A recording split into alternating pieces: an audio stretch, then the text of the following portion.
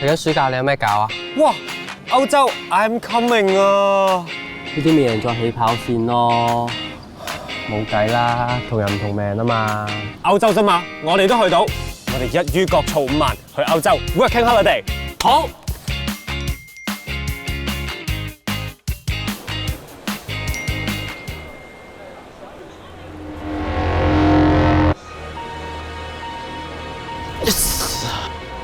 喂，我達標啦，你爭幾多啊？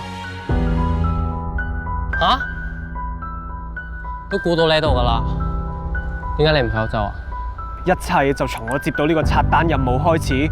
原來佢哋係要氹我入局，開頭有得賺，引我入多啲錢俾佢哋，想話要煲大個佣金，點知就失咗蹤。